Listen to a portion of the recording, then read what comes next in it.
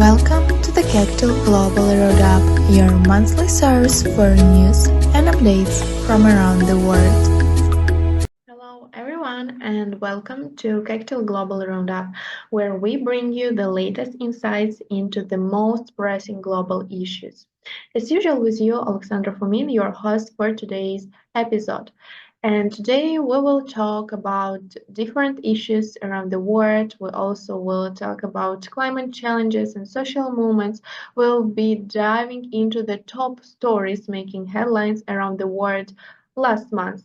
Stay tuned as we break down the news you need to know and explore what it means for all of us. Now let's turn our attention to the Asia-Pacific region, a dynamic and rapidly evolving area on the global stage. The Philippines, a country prone to typhoons, continue to suffer from widespread flooding despite large investments in the flood control projects. These projects are meant to protect communities from the effects of frequent storms, but many have not worked as expected. Over the years, the government has allocated billions of pesos towards infrastructure such as drainage systems, dikes, and flood barriers. However, floods still cause significant damage, destroying homes, displacing families, and affecting livelihoods. The failure of these systems to reduce flooding raises concerns about whether the projects are being properly executed or designed to address modern challenges. A major issue behind the failure of this flood control project is poor planning and mismanagement. Corruption has also been identified as a key factor, with reports of funds being misused or projects left unfinished. In many cases, outdated designs and materials are being used, which are no longer suitable given the increasing intensity of storms due to the climate change. Some flood control structures are not built to handle the growing population in urban areas, where rapid development has increased the amount of concentrate and reduced natural drainage systems. This puts more pressure on flood control systems that are already poorly maintained. Experts believe that the solution lies in better urban planning, stricter enforcement of environment regulations, and modernizing infrastructure projects to meet current needs. For example, green infrastructure such as parks and wetlands can help absorb rainwater and reduce flooding in cities. At the same time, stricter building codes and zoning laws can prevent construction in flood-prone areas. As climate change is expected to bring more intense and frequent storms, the Philippines must improve its flood control strategies to protect vulnerable communities in the future. Next country from this region, Malaysia. And in Malaysia, a major investigation into child sex abuse has resulted in the arrest of several business leaders, starring significant public outrage. The case involved the alleged exploration of numerous children, promoting authorities to dig deeper into a potential network of offenders. With the involvement of prominent figures in the business community, the investigation has raised serious concerns about the extent of child abuse in the country and the systems in place to protect vulnerable children. The Malaysian government has vowed to take strong action against those involved, emphasizing that no one is above the law. The situation has exposed critical gaps in Malaysia's child protection framework, highlighting weaknesses in both law enforcement and social services. Advocates for children's rights are calling attention to the need for better mechanisms to detect and prevent such abuses. Many believe that the involvement of higher profile individuals has allowed these crimes to go unchecked for too long, leading to a climate of fear and silence among victims. Singapore, another country that is currently witnessing a significant corruption trial involving Iswaran, a former transport minister. This trial marks the first major political corruption case in nearly 40 years in a country known for its low level of corruption.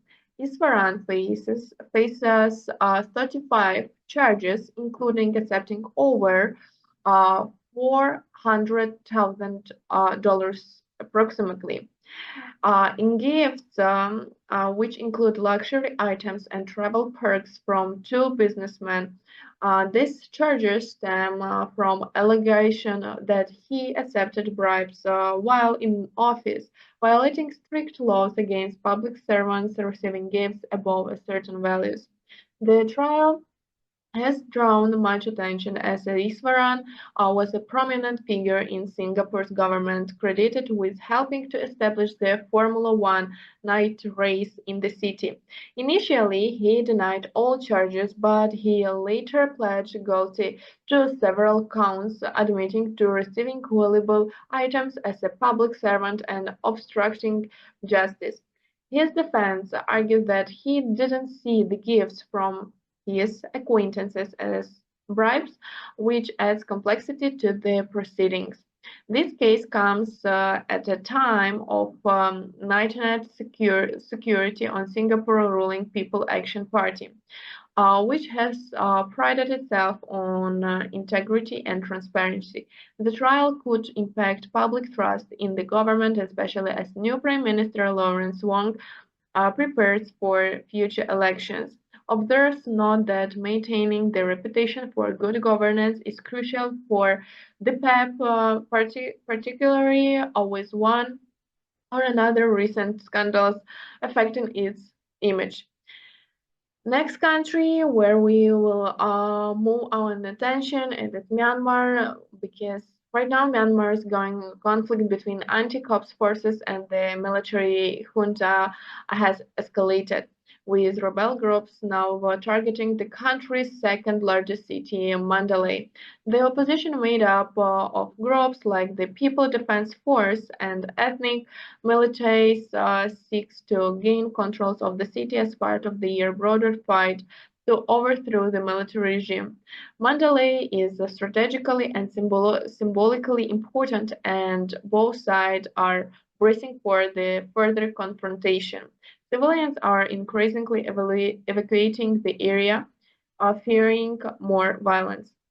At the same time, human rights groups have raised concerns about the military brutal crackdown on anti-coup activists. Reports suggest that the junta has increased the number of executions of those opposing the regime, with many activists facing death sentences.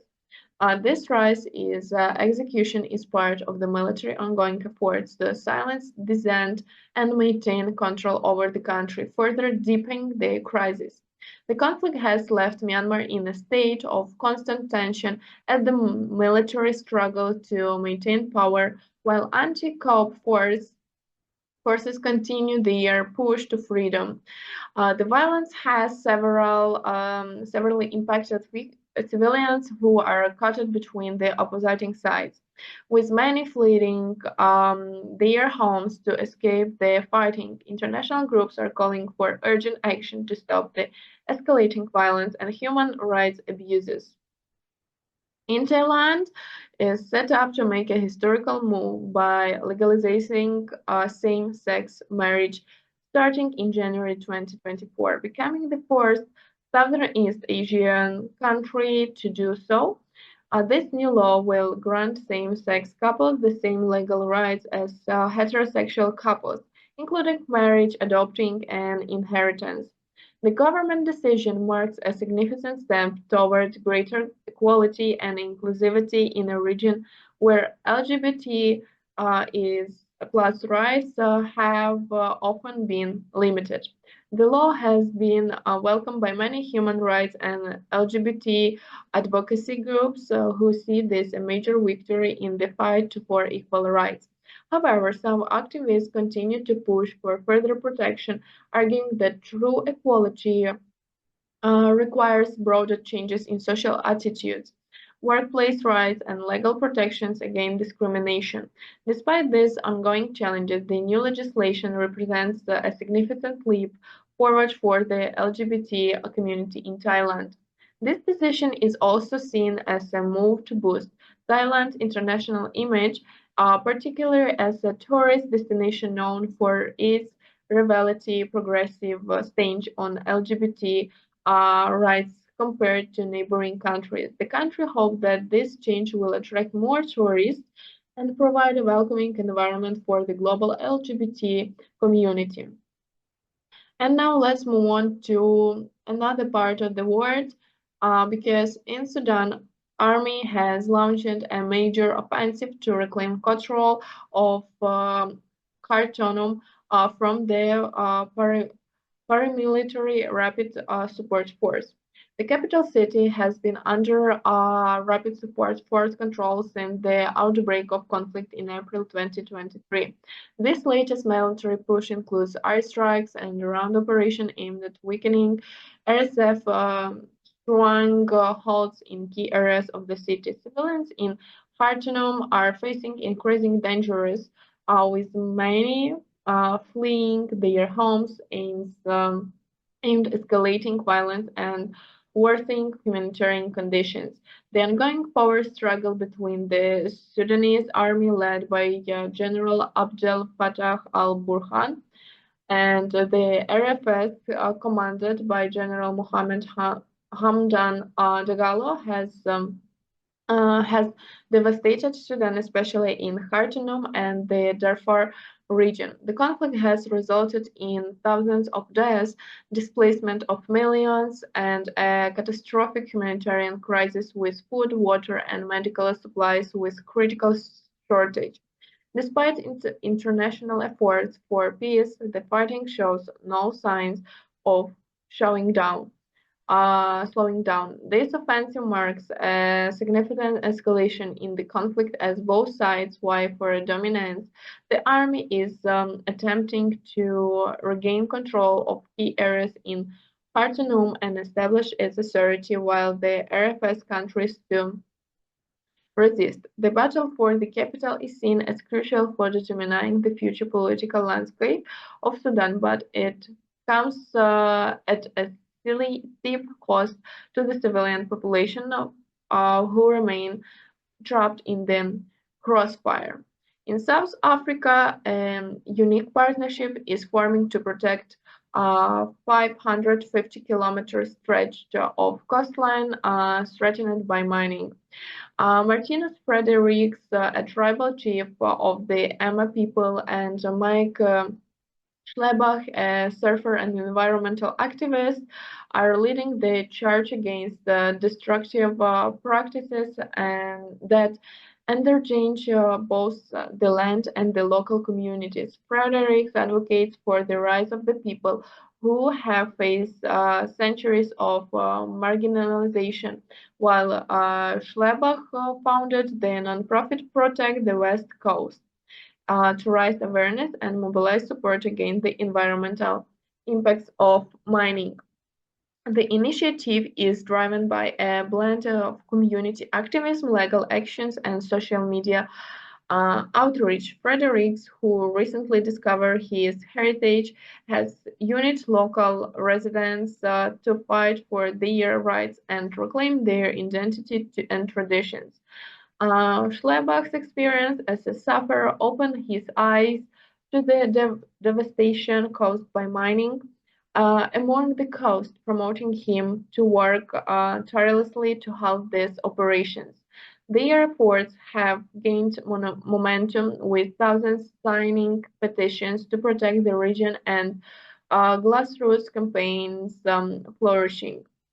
Despite their success, significant challenges remain. The community continues to struggle with the effects of mining and corruption, which have devastated local ecosystems and livelihood. Yet, the collaboration between Fredericks and Schlebach symbolize hope. They represent a growing moment to ensure that the voices of marginalized communities are heard and that sustainable practice are prioritized in South Africa's mining policies. Tanzanian police cracked down on a opposition rally organized by the Chadema party on September 23 this year in Wanza. Authorities blocked the gathering city's concerns over public safety and arrested key party leaders. The rally was meant to protest government policies and advocate for democratic freedoms.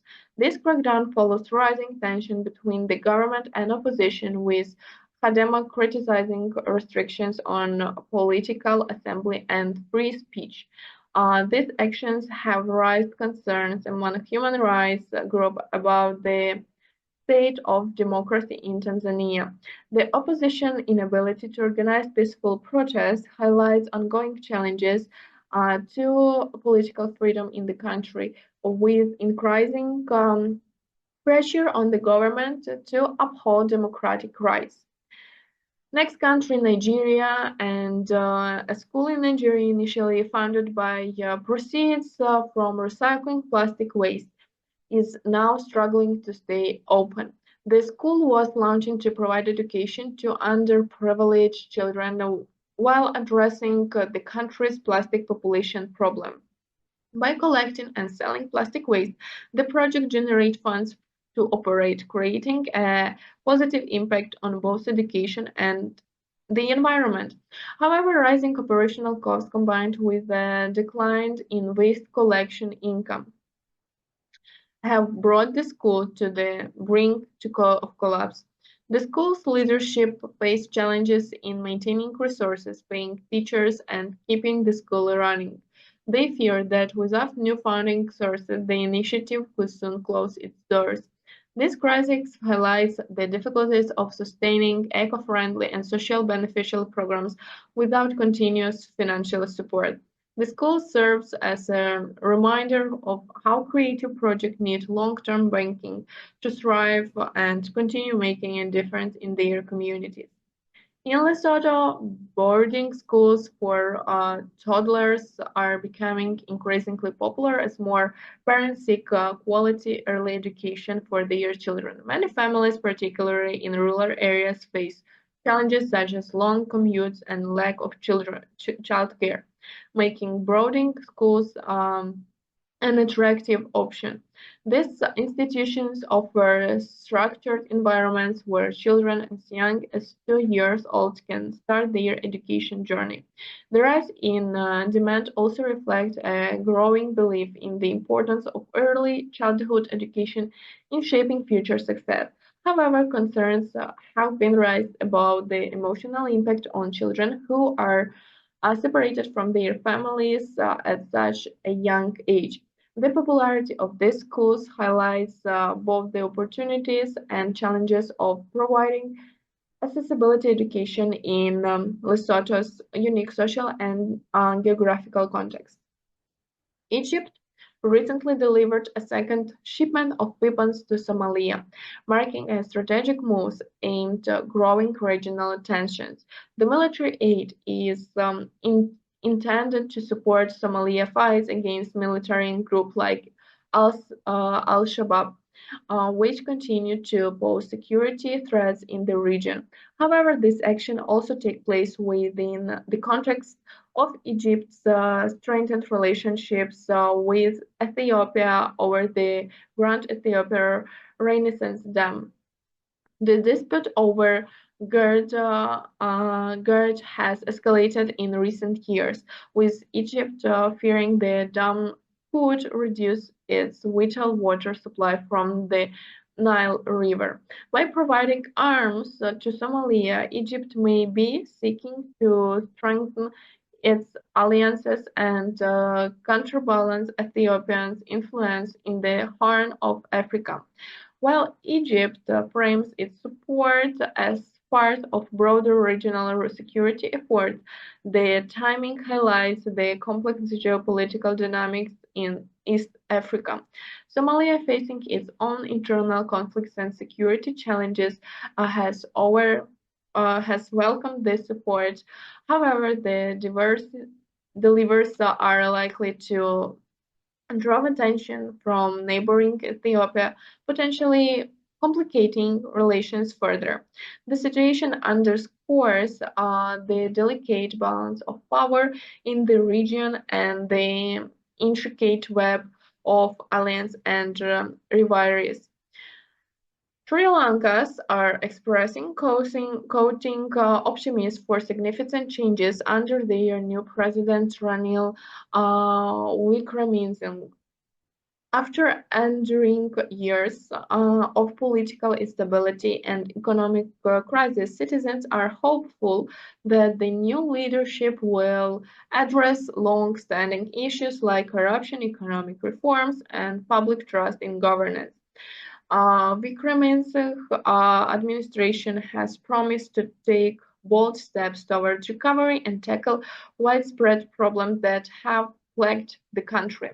While many remain hopeful, some are also skeptical about how deep and effective these changes will be, given the scale of challenges Sri Lanka faces. Tackling inflation, reducing foreign debt, and stabilizing the currency are just some of the economic hurdles ahead, and the president's ability to enact reform will be tested. The new leadership comes at a crucial time as the country continues to rebuild after mass protest and build unrest.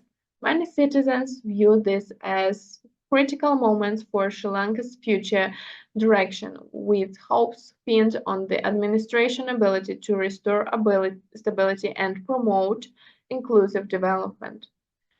Recent violence in Sinaloa, Mexico, has left over 70 people dead as rival faction of the notorious Sinaloa cartel clash for control. The fighting intensified on September 9 this year, leading to violent confrontations primarily in the state capital, Culiacan.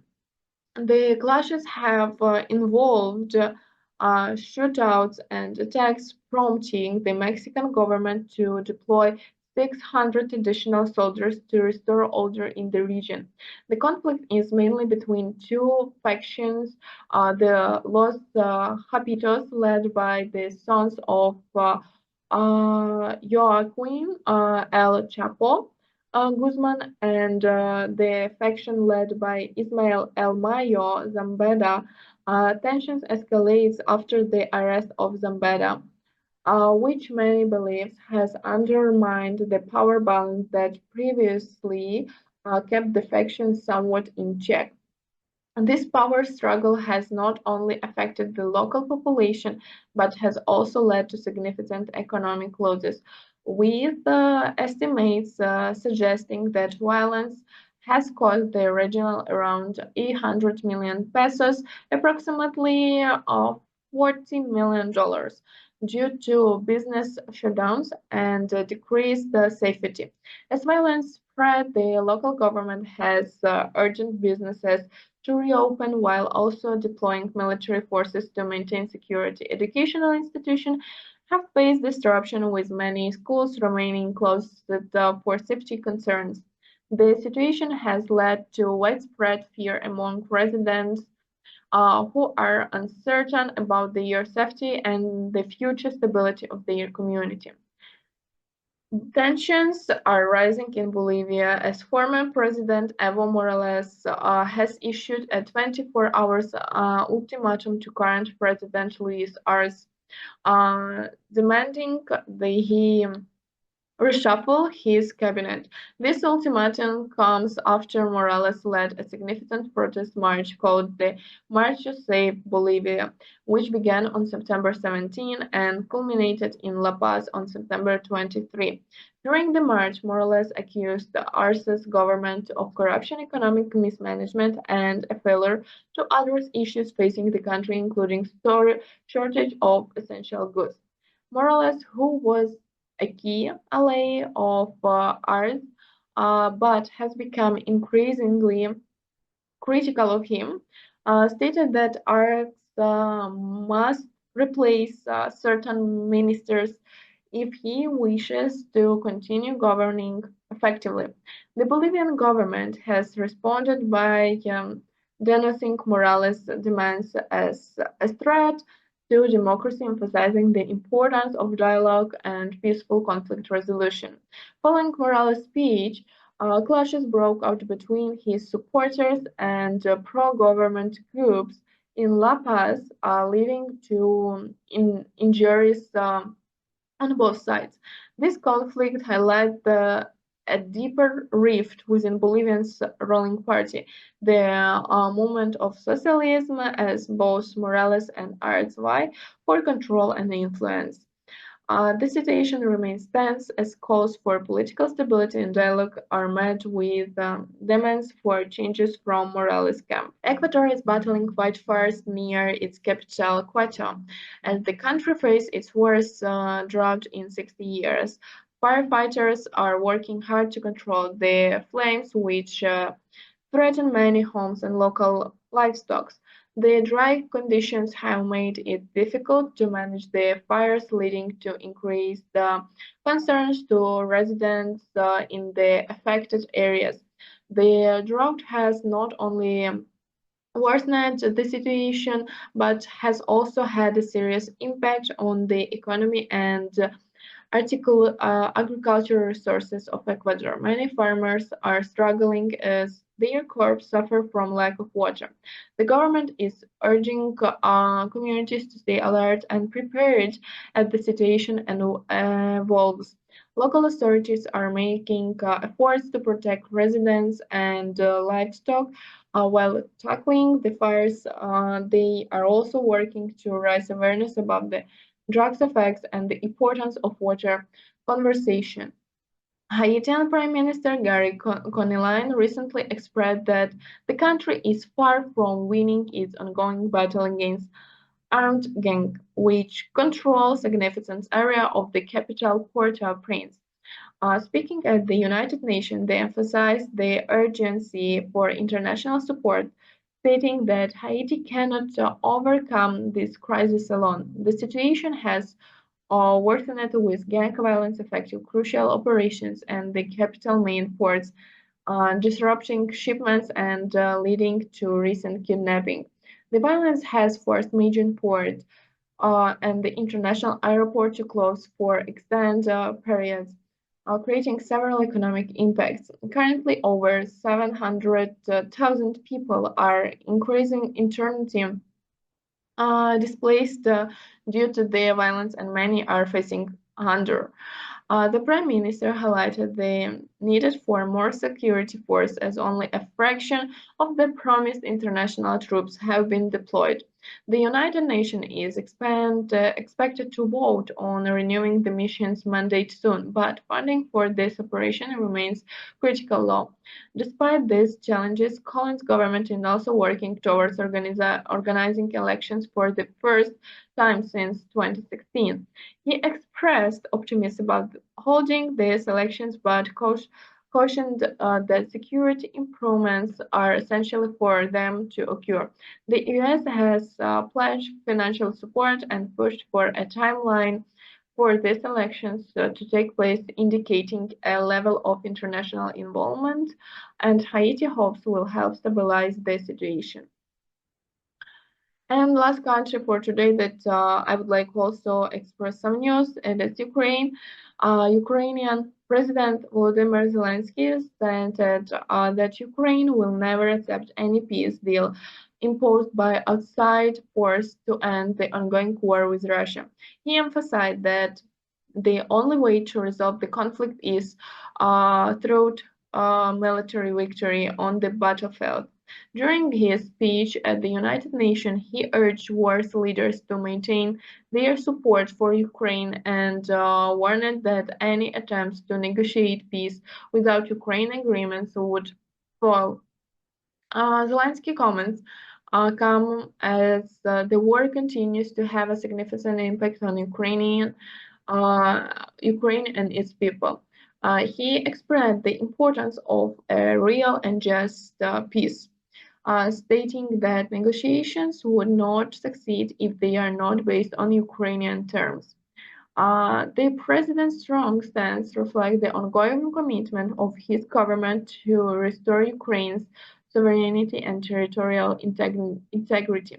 Zelensky also outlined a comprehensive plan to present to international partners, which focused on strengthening Ukraine's military capability and seeking further support. He remains hopeful that with continued backing from allies, Ukraine can achieve a decisive victory and ultimately end of the conflict. And that's it for today. This is all the news we wanted to share with you. Thank you for being with us. We wish you peace in your countries.